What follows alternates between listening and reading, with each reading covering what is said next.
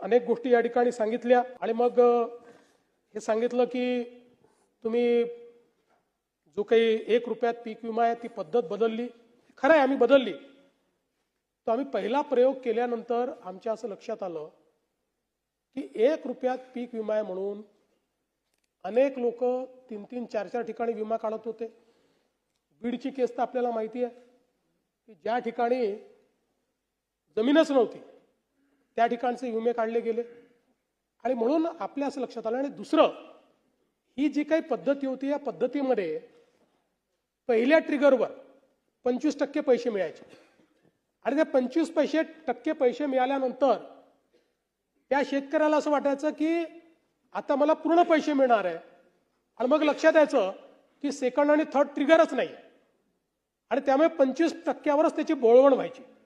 आणि म्हणून ही एकूण जी काही पद्धत होती ही पद्धत ट्रिगरची ही शेतकऱ्याच्या हिताची नाही हे लक्षात घेऊन आपण त्या ठिकाणी ती पद्धत बदलली. नवीन पद्धतीमध्ये आपण आलो.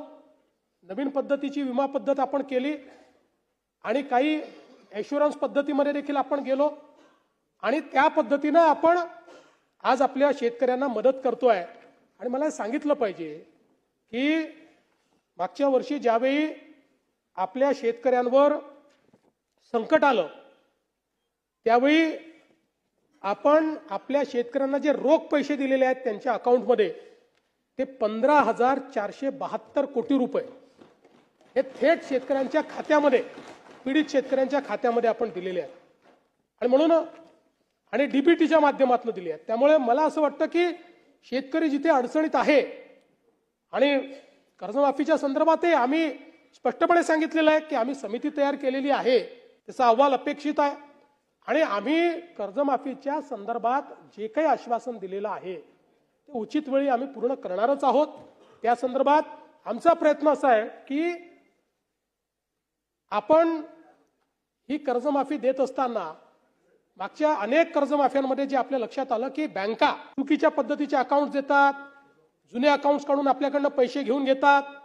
आता आपण ॲग्रीस्टॅक म्हणजे 100% शेतकऱ्यांचं आपण त्या ठिकाणी नोंदणी, त्यांच्या जमिनीची नोंदणी, त्यांच्या सातबाराचा सगळा अहवाल अशा पद्धतीनं आपण एक शेतीचा डिजिटल रेकॉर्ड तयार केलेला आहे.